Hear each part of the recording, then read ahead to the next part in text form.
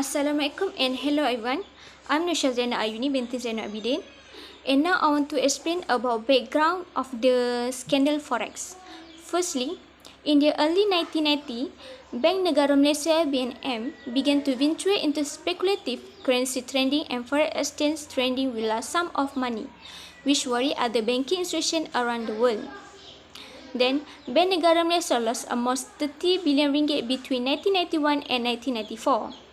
Before technically going bankrupt and having to be bailed out by the Ministry of Finance, none of the top executives at Bank Negara Malaysia have been accused of engaging in trading activity because the government is entirely incurring loss. Thereafter, Bank Negara Malaysia did not engage in high risk business to prevent recurrence. Then, in April 1991, Reuters, an international news agency report from London described Bank Negara as the dominant force in forex exchange for several years and was accused by some forex operators of being a market bull. Nevertheless, in the news it was stated that over the past 2 years, it has increased its trading volume, and this year it started dealing with what trades described as very large volume.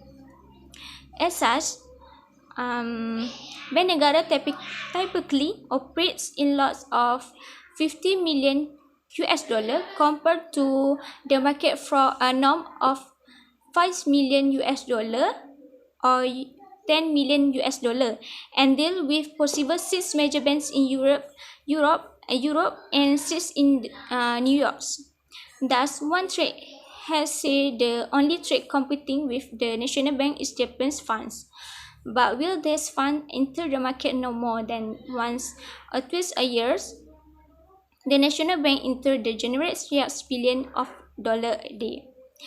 In fact, the more recent technique was to hit the big bank with a price tag of 50 million US dollar each. Then 10 minutes later, then it was turned into a center and did it again. Thus, in 1992, Bank Sentral Malaysia engaged in aggressive currency trading and eventually suffered a loss of ringgit Malaysia 30 billion in forex speculation. Despite pressure from civil society groups and the opposition demanding accountability, the government responded by dismissing the scandal as a mere paper loss derived from profit made in forex trading in previous years. Therefore, to date, the government has failed to clean up Bank Negara hard forex loss as a result of speculation in the international currency market from 1992 to 1994. We lost mention between 10 billion ringgit and 30 billion ringgit. In Parliament, in 1994, Lim Kit Siang had give reason why Bank Negara forex loss due to forex speculation operation could reach as high as 30 billion ringgit. We was not seriously disputed by any top government leader of Bank Negara official. In fact, it is not just the irresponsible loss, but the way Bank Negara and institution arrested with ensuring the financial stability of the country has risked millions of taxpayer money and case down on its credibility. Yet, 20 years later, there was no formal explanation, no accountability, and no efficient action taken against the hard loss suffered by Bank Negara from the spread of controversy over forex speculation. The government remained silent and demanded that a government commission of inquiry not be implemented. Therefore, after studying the above case from all sources, this scandal involves too many parties, and even the witness in this case has died, namely Tan Sri Jaafar Hussein, who is the fourth governor of Bank Negara Malaysia. Nevertheless, the role of the regulatory body involved in the scandal should operate in a fair and open manner, since any top leader or official management of Bank Negara is able to perform the responsibility of being at the top of the hierarchy, Bank Negara loss may be controllable. Therefore, there was an early issue of Anwar Ibrahim as the finance minister of this decade had protest about the scandal when opposition leader Lim Kit Siang raised the topic in parliament. The following years, Lim Kit Siang once again raised the topic in parliament and asked Anwar Ibrahim once again whether this report were true. However, Anwar admitted that it was true but told parliament that Bank Negara had not really lost money. It is just a loss of paper, said Anwar, and only a few billion ringgit may be in 6 billion ringgit or 7 billion ringgit. However, the perpetrator Bank Negara Governor Jaafar Hussain was punished for the offence, said Anwar. He was told to resign. Therefore, the supervisory body cannot be considered to close the case with the resignation of the governor of Bank Negara without a formal investigation. Then, in my opinion, there will not be a single male show during these big scandals involving 7 billion ringgit or even 30 billion ringgit. The Malaysian Anti-Corruption Commission should give priority to investigate the above scandal with a company from the PDRM or a relevant supervisory body. Therefore, several decades until now, the implementation of government body in any field could not be improved or changed in the way expected.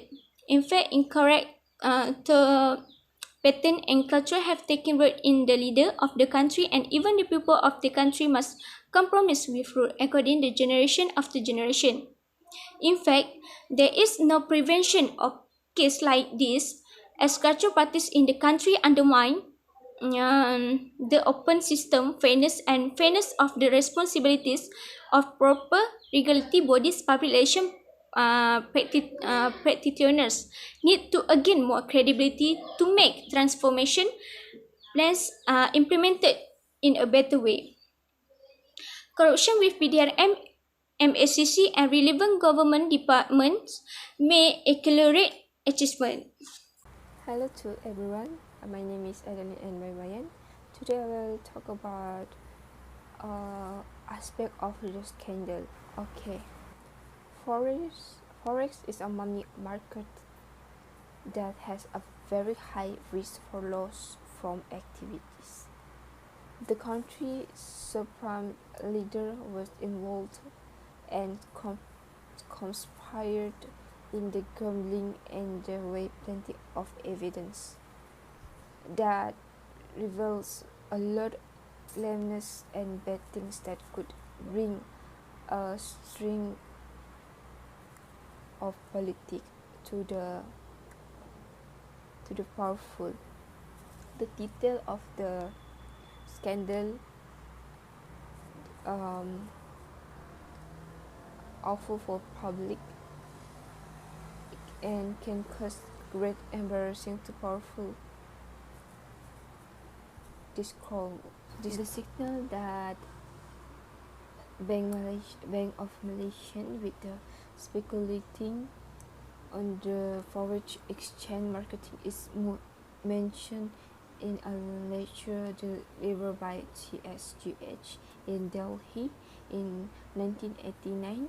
He had a third and fourth division to the reverse management of Bank Malaysia, which is mimic profit the developed dealing skill in the forex money market. The core of reserve management is to safeguard and protect MYR value and maintain liquidity in the market. Activity in the forex money market have taken place since a day using large scale with the aim of generation maximum profit to the stock management core. The loss of current cancellation of forex trading is in 1991 brought the name of the Bank of Malaysia to have the country bankrupt. Omno Political has asserted the government for Royal Investigations Commission to investigate or verify that country bank were bankrupt during the year. And the pointers RCI has found and confirmed that there had been a fraud to cover up the fact against Forex of USD 150 billions. Based on the finding from the Royal Investigation Commission, the value did not dismiss scientifically with the announcement of Anwar has saying that the bank on Malaysians suffered loss on 15 billion to 13 million in scandal. The RCI also named Noor Muhammad as the responsible party for the business. The Commission is also of the opinion that the incident involved breach of trust under sections 406 and 409 of the Penal Code. Assalamualaikum. My name is Nurafika binti Naushad. I will present about the factors related to the cause and effect of the foreign exchange trading issue which Bank Negara Malaysia was involved with. In an interview with New Straits Times on January 2017, former BNM Assistant Governor Dato Abdul Murad Khalid said the cause of such colossal losses was because there were no control and that nobody knew what was happening.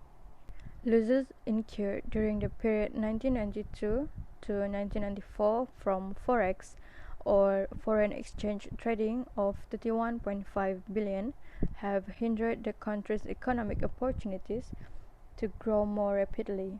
A report by the Commission of Inquiry to investigate losses on foreign currency transactions by Bank Negara Malaysia around 1992 revealed that the losses also affected BNM's ability to fulfill its role as the central bank. According to reports, the forex losses have a huge impact on the country's economy. The Commission's investigation found that BNM incurred losses in 1992, 1993 and 1994 due to forex trading in the 1990s.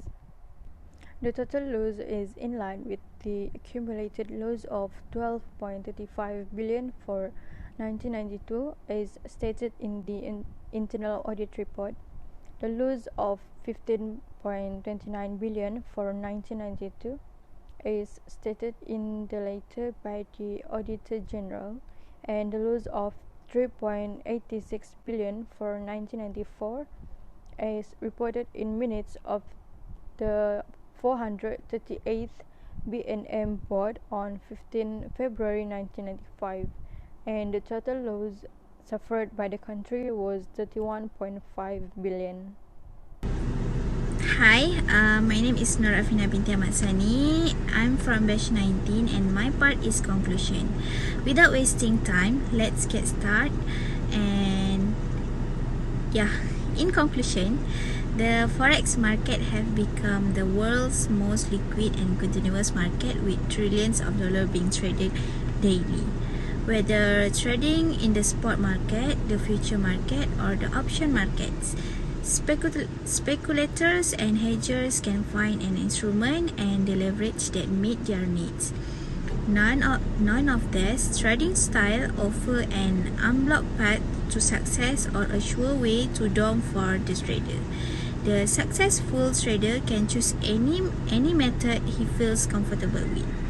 If he adheres to the basic principle of money management and risk control, education and experience, coupled with emotional discipline, will be all he needs for a successful career.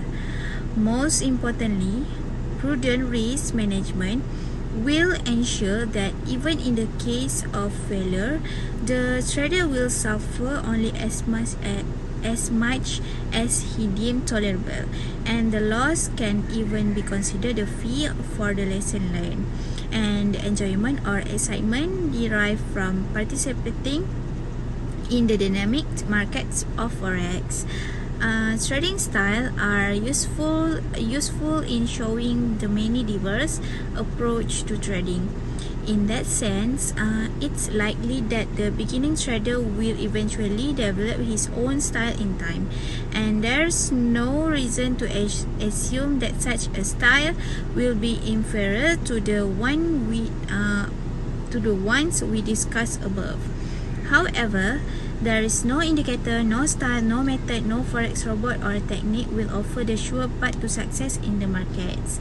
Success is only achievable through study and discipline. When choosing a method, it's most important that you give foremost consideration to your own character, experience, and knowledge, instead of worrying about the particularities of the method itself. In any case, the generalization we outline about are only valid the educational purpose. There's no such thing as a pure scalper or a pure day trader. As mentioned before, flexibility in adapting to the market while not giving up discipline in managing our assets and risk is one of the prerequisites of a successful trading experience. So that's all my explanation about the conclusion, and thank you so much.